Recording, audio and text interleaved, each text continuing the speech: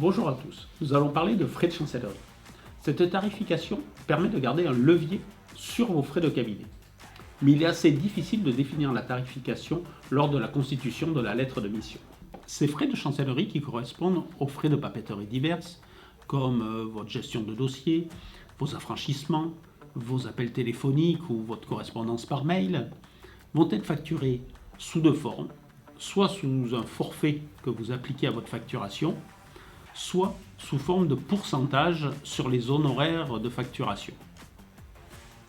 Mais entre la diversité des missions, entre informatique et comptabilité, où on n'a pas forcément les mêmes frais de dossier à appliquer, et également le côté chronophage de certains clients qui va être plus ou moins soutenu, on va avoir du mal à trouver la bonne répartition dans la tarification. Nous allons donc voir maintenant sur Keoval comment mettre en pratique les différents modes de gestion de votre facturation sur les frais de chancellerie. Bien, nous allons voir le premier cas. Nous allons faire des frais de chancellerie au forfait mensuellement sur un client. Donc, première chose, nous allons venir sur le client. Je vais chercher dans ma base de données un des clients, n'importe lequel. Je viens sur mon client qui s'appelle Bien. Sur ce client, je vais venir dans les missions de mon client et je vais venir par exemple dans mission autre, venir créer une nouvelle mission pour frais de chancellerie.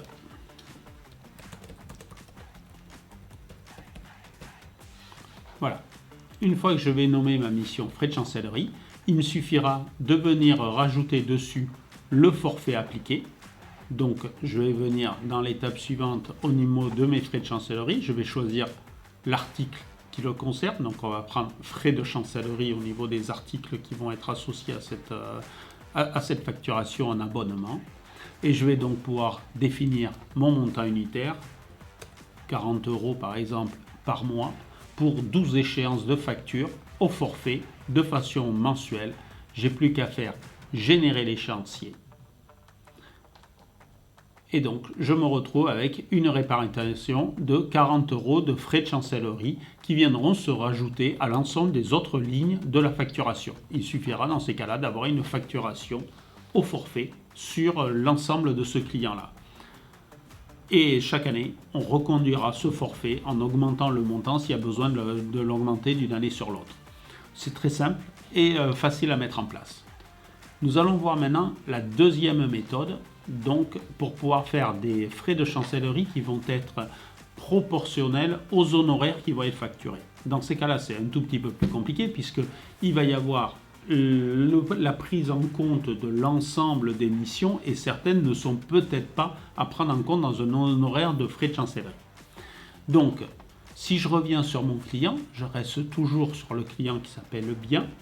La première étape va être d'affecter sur mon client des honoraires au niveau de ses frais de chancellerie. Donc j'ai un ensemble qui s'appelle dans la facturation frais de chancellerie, ça marche en pourcentage, il suffira d'indiquer par exemple 2 pour 2%, et là, dès que ce client aura une facturation de quoi que ce soit qui lui soit ajouté, que ce soit des prestations au forfait ou des prestations faites au temps passé ou des prestations par des articles qu'on va rajouter des variables d'articles mois par mois, on aura 2% appliqués sur l'ensemble de la facture du mois, sera complété d'une ligne de frais de chancellerie.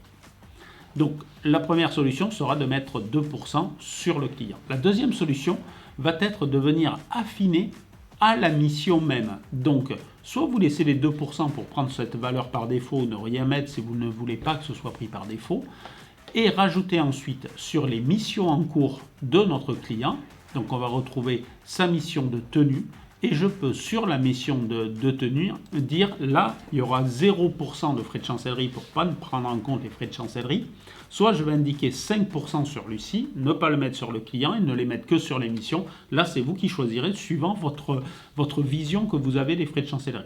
Et en mettant ici 5%, ce ne sera que la mission de tenue qui sera soumise à une ligne de tarification supplémentaire de frais de chancellerie. On peut faire la même chose pour séparer le social si on veut mettre des frais de chancellerie uniquement sur le social. Donc en fonction des missions juridiques, sociales, abonnements, on va se retrouver avec ces lignes complémentaires de frais de chancellerie. Évidemment, il ne vous fera pas une ligne de facture, une ligne par frais de chancellerie, mais va vous globaliser l'ensemble pour créer qu'une seule ligne de frais de chancellerie qui fait la somme de tous vos pourcentages ou différents pourcentages de chacune des missions. Depuis 2006, nous accompagnons les experts comptables à la digitalisation de leur cabinet. Spécialistes en gestion interne, notre équipe de recherche et de développement, toujours à la pointe de la technologie, et nos happiness customers, toujours disponibles et à l'écoute de nos clients, font de Keoval bien plus qu'un éditeur, mais un partenaire à vos côtés. Alors, n'hésitez pas à nous suivre sur notre chaîne YouTube ou à vous connecter sur www.keovalbusiness.com pour demander notre vidéo de démonstration ou avoir un commercial pour une démo personnalisée.